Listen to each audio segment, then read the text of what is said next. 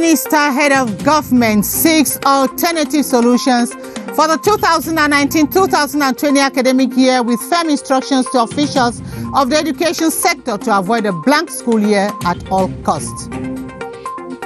Members of the National Assembly meet in a plenary session this Friday to scrutinize the economic community of Central African states under the chair of the House Speaker, Kavayege Jibril. Defense and Territorial Administration ministers exhort officials of the South region to remain vigilant in the face of an Equatorial Guinean occupation of the Cameroonian soil on the border town of Kiosi, and those are top stories. Good evening. Thanks for joining us on this edition of the 7:30 News. I'm Gladys Tata. Prime Minister Joseph John Gute has instructed ministers of the educational sectors to apply measures to ensure that there is no blank academic year in spite of the suspension of classes as a result of the coronavirus epidemic. He gave the guidelines on how to ensure a hitch-free school year during a video conference held this Friday at his lakeside residence, as we hear in this report by Star Building correspondent Sisako Tamko. In another video conference coordinated from his office at the lakeside residence, Prime Minister John Gute brought 6 members of government of the educational sector on the platform to reiterate the head of state's prescription that measures be taken to ensure that the school year is not perturbed. What cut across all the sectors is that institutions from the higher to basic, secondary and professional will adjust to the new dispensation which prioritizes e-learning. This is already ongoing at higher institutions, according to the boss of higher education. At the level of basic and secondary education, the school calendar will be adjusted. Catch-up classes have been envisaged while e-learning is going on, as well as on some programs on traditional media platforms. A memo will have been sent to different departments in charge of examinations to work on the adjustment and forward to hierarchy. For the Minister of Public Service and Administrative Reforms, whose mandate stretch across the organization of competitive entrance examinations and the School of Administration of Magistracy, the minister pointed out that there will be readjustment in the dates for the organization of these exams for 2020.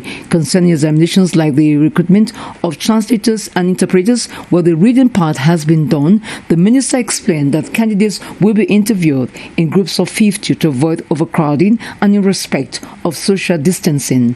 A calendar for the sitting of other examinations in 2020 will be submitted to the Prime Minister in days ahead. For future registration, files will be submitted in the ministries and regional delegations, and these same measures will be applied for the collection of examination fees. The present dispensation was an opportunity for Post and Telecommunications Minister to explain progress on the digital collaborative platform that links ministries and other institutions, which unfortunately did not go right. The Prime Minister said now is the time to revive the project.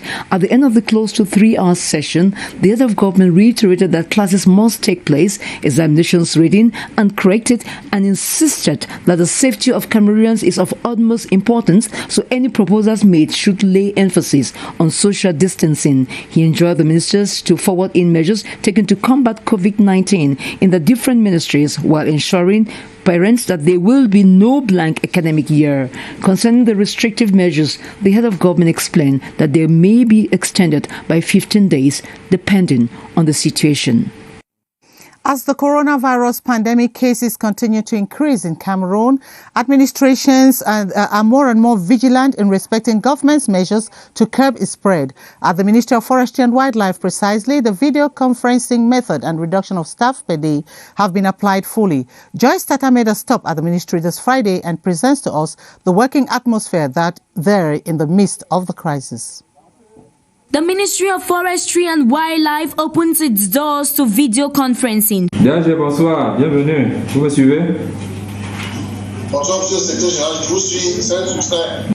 An initiative under the coordination of the communication unit. Its head, Dr. Zenchem, confirms that keys and internet modems have already been purchased from one of the mobile telecommunication service provider in Cameroon to facilitate this process, which aids in observing social distancing to fight the pandemic. We have acquired application software. People will now be able to work at home to share data to communicate via the video conference. At the mail service, hierarchy starts with a little reminder. The matrons of Hood make use of some to create a barrier to the spread of the coronavirus. Somebody that is coming from the minister's cabinet to drop documents. He comes, they sanitize his hands, and he drops his documents. The lady that is inside, wearing her gloves, wearing her facial mask, she takes the documents. She has no contact with him. And it doesn't end here. Instead of 15 people coming a day, we have 5 people coming a day. They rotate following the roster that we have put up. Officials at the Ministry of Forestry and Wildlife say in the days ahead, many more personnel will be in possession of their internet modems and briefed on its usage for the safety of all, even while the sector evolves. Over in Douala, new safety measures are now being observed in health facilities in the region. From the arrival of patients to the treatment procedures, the new rule now demands the strict respect of sanitary measures at all levels. Gladys Atemba and Chechuma visited the Nilong Tegal District Hospital in Douala and now tells us what obtains there. When government announced safety measures to limit the spread of the coronavirus in hospitals across the country, management of the various health institutions in the littoral region immediately went to work. One of such hospitals is the Nilong Tegal District Hospital in Douala, where these measures are strictly implemented. The director of the hospital, Dr. Noel Esomba, explains that access to the hospital has been restricted, especially to those who wish to visit patients admitted in the hospital. He adds that the number of people to remove corpses from the mortuary has been reduced to 10 per family, and that the hospital has made provisions for hand sanitizers, face masks, and other disinfectants so as to check the spread of the virus. A special ward has equally been reserved for patients who present symptoms of the virus to avoid further contamination. Health officials in the region have described these measures as a therapy to halt the spread of the coronavirus pandemic in the littoral. As confirmed cases of the COVID-19 surge, the Minister of Public Health, in one of his tweets, has prescribed the wearing of masks as the best solution for those who must go out to public places where social distancing is unavoidable. But the question now is what masks to wear, for how long should it be worn, and what users stand to gain. Beatrice Ngum went finding out from a public health expert in Yaoundé. Beatrice? A street in Yaoundé, on the faces of commuters, a mask at all cost, surgical or not. A community mask that we use generally should be light and have a cotton tissue that is embedded in it that can prevent the propagation or the inhalation and equally exiting of microorganisms. The Minister of Public Health's tweet was explicit. The face mask is appropriate for certain areas and for obvious reasons. If you must go to public places, it is good you have that as a preventive measure. It's not just to prepare anything and put on our nostrils and mouth to think that it is a mask. I don't think locally made masks, like I see already in our community, are advised. You should go for a certified mask. But a face mask must not be worn all day.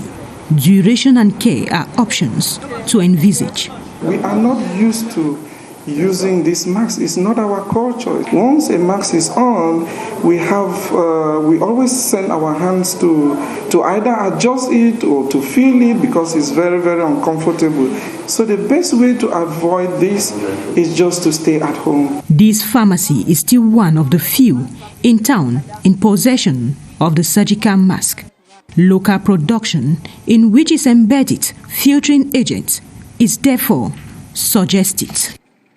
And government's directives on personal hygiene, social distancing and overcrowding are being respected in mosques in the nation's capital to check the spread of the coronavirus. CRTV's Gilbert Ungene visited some mosques this afternoon to find out how these measures are being put into practice and compiled the following report for the 7:30 news. On a Friday afternoon, the Chinga Islamic complex, one of the biggest in the country, ought to be flooded with Muslim faithful. But things have changed here since the advent of the COVID-19. Today we are like this is number 3 Friday without anybody coming inside or going to pray inside in the complex. The faithful have reviewed their ways of prayer to Allah, which prevents the spread of the pandemic. Since the coronavirus started, we are no longer praying in the mosque. We are praying in the house, and the way we are praying in the house, we are feeling difficulties. We have to observe it because it is to save life against the coronavirus. Today I am praying in the house because they closed the mosque because of coronavirus. Nearby at the Central Mosque of Briketeri, Muslim faithful have to pass through the hand-washing exercise before they take part in prayer.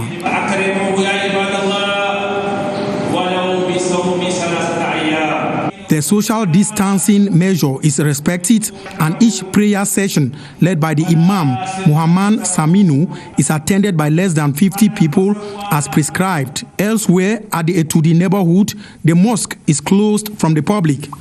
Muslim clerics here say to every unprecedented challenge, stringent measures are necessary.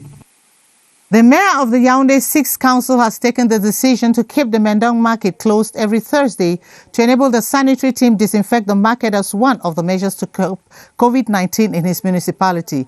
Yoki Onana Juvenus was speaking this Friday while on a sensitization tour to fight against the virus. Gerard Nanji tells us more in the following report.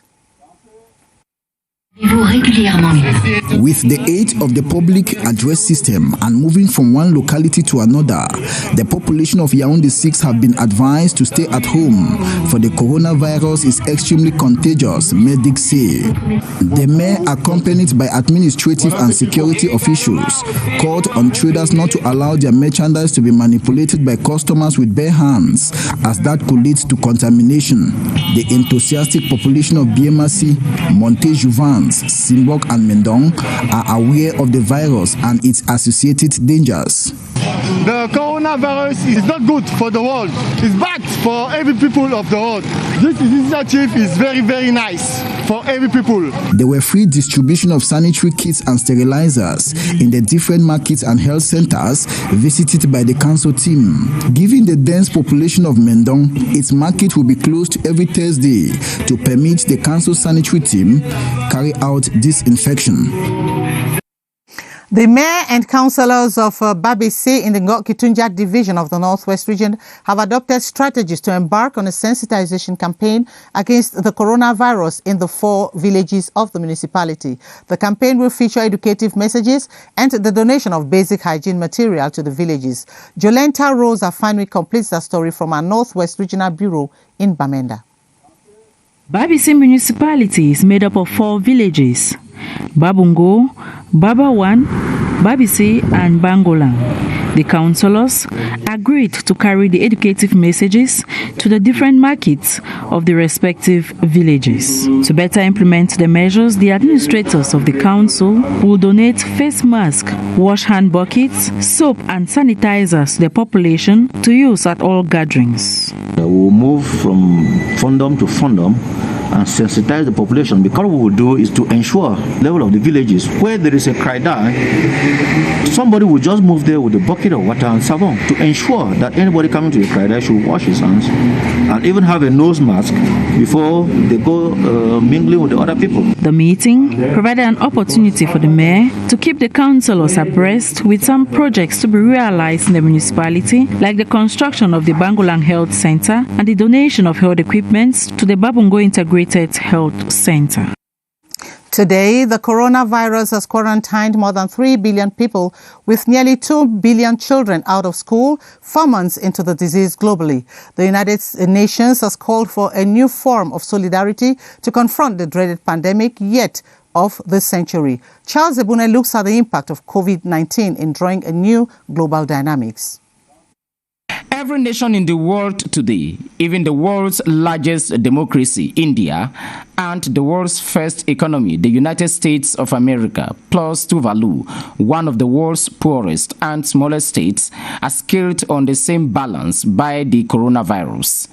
The virus does not care about nationality or ethnicity, faction or face. It attacks all relentlessly. 2019 great powers are today weak and extremely vulnerable. The disease, which first emerged here roughly 4 months now, has exposed the fragility and vulnerability of our planet, especially the health system. The way the virus is impacting the health system, industrialized country, doesn't give any space for holding meetings.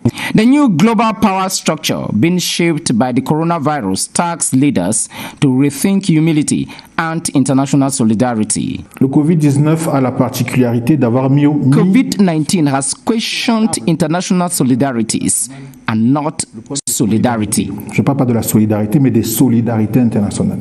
The myth of super hospitals, super medical schools, and super pharmaceutical companies like Johnson & Johnson somewhere have been quarantined too. Increase domestic resource allocation for the health systems or health services.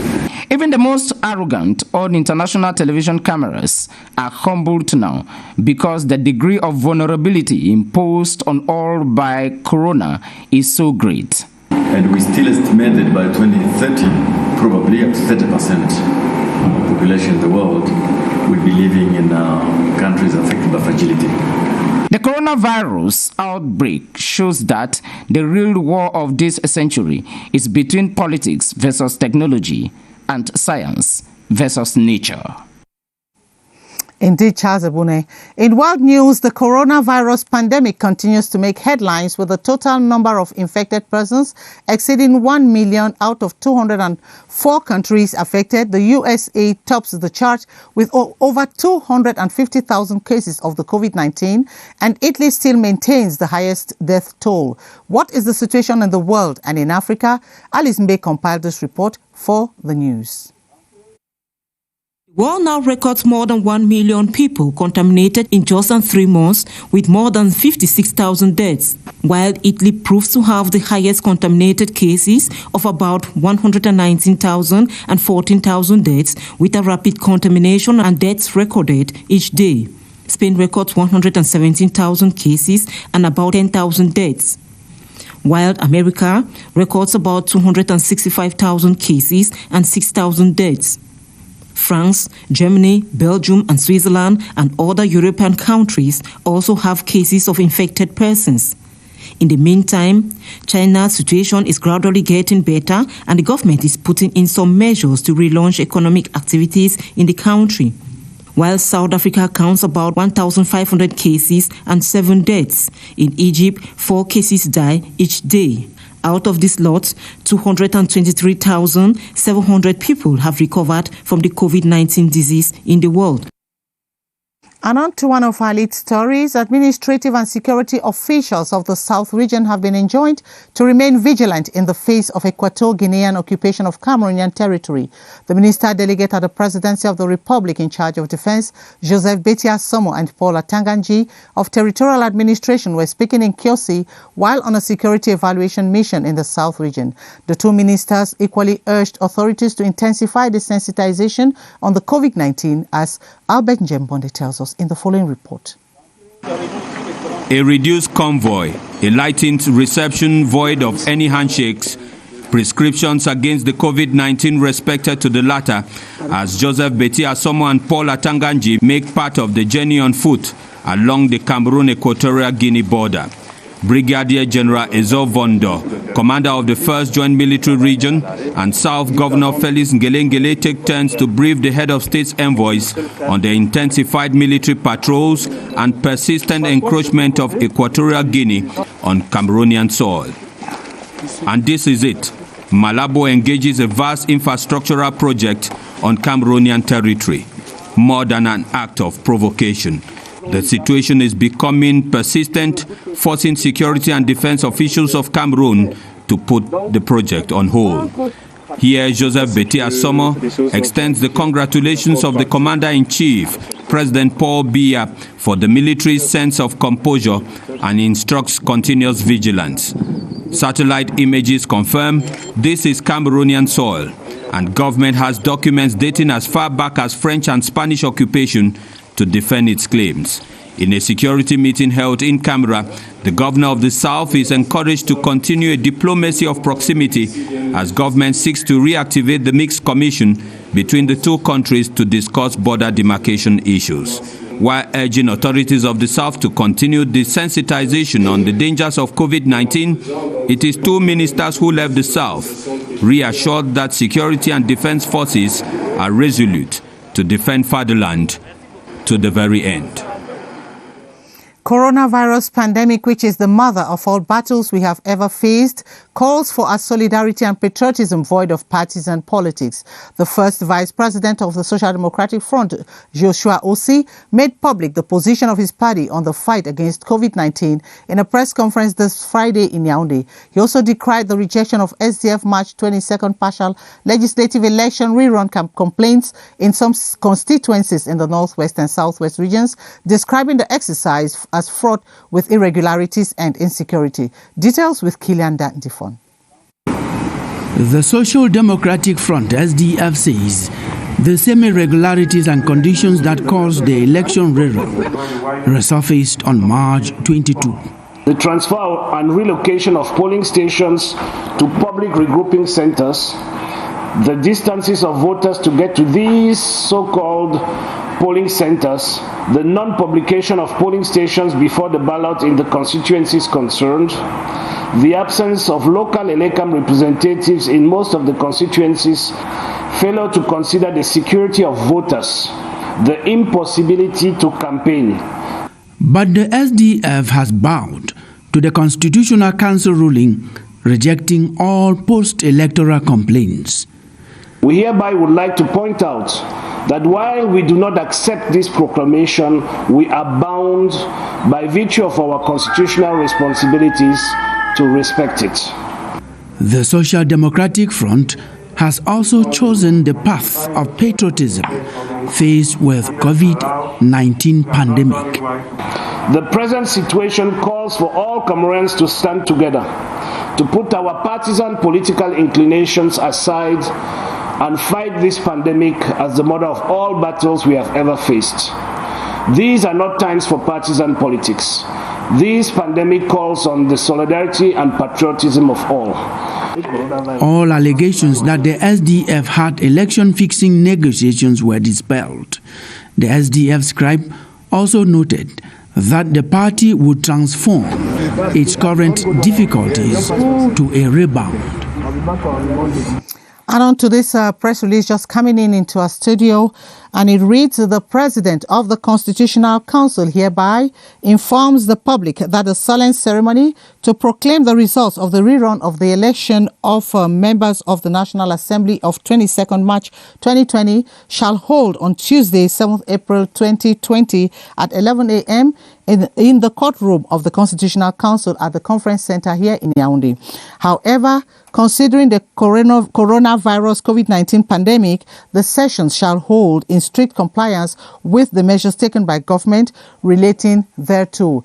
And this press release has been signed by the President of the Constitutional Council, Clement Atangana. And on to one of our lead stories again, the revised treaty establishing the Economic Community of Central African States, signed in December 8, 2019 in Libreville, Gabon, have been adopted by members of Parliament at the National Assembly.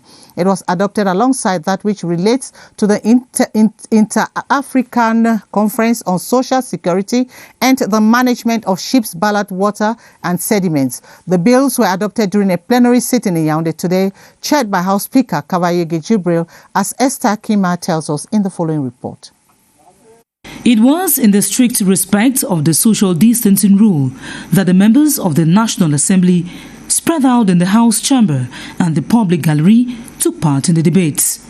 After the presentation of the reports of the Foreign Affairs Committee on the treaty establishing the Economic Community of Central African States and the probing into the ICT components of the accord, government expounded on the need to strengthen harmonious cooperation and balanced development. This treaty has been revised to emphasize on challenges and, more importantly, to build on cooperation. So cooperation at the level of universities, research centers, are going to be one of the key areas. Policy making is also important. The revised treaty of the Inter-African Conference of Social Security, adopted on February 2014 in Abidjan and defended by Minister Gregoire Owona, on its part seeks to streamline the functioning of social security systems. Amidst amendments proposed to the English version of the treaty and explanations sought on the financial commitments of member states, the bill was endorsed. Meanwhile, the minister delegate to the Minister of Transport, Njoya Zakariau, took to the rostrum to respond to mechanisms put in place to ensure maritime safety, efficiency of navigation, and control of pollution from ships. These are outlined in the bill on the International Convention for the Control and Management of Ships' Ballast Water and Sediments, also approved during the plenary sitting. To round up our series on the impact of public securities on socio-economic growth, we take a look tonight at the benefits on the telecoms and defense sectors. More than 10 billion CFA francs has been invested in projects geared towards strengthening the telecoms network and infrastructural development. Clarice Aretakang has more. By next year, Cameroon's optical fiber network is expected to extend to 15,000 kilometers. Currently, the telecommunications sector is interconnected by 12,000 kilometers of the technology. More than 3,000 kilometers of that was funded by money raised through treasury bonds, a plus in the growth of the digital economy. It's always a difficulty to, go about implementing, contracting with each and every different telecom provider or the financial sector before putting a solution out there. But with the national payment switch being live, it acts as a one-stop shop where a software developer like myself can quickly deploy the single set of standard application programming interfaces and put the solutions out in the market. On the streets, the watchful eyes of security cameras stand tall, a project which saw the light of day thanks to public securities. Meanwhile, some government structures were given a facelift and new ones erected. Stadia-related infrastructure cropped up, and a number of small and medium-sized enterprises were restructured in a project worth 12 billion CFA francs. Furthermore, mining and geological resources saw their value positively impacted and industrial fields enhanced.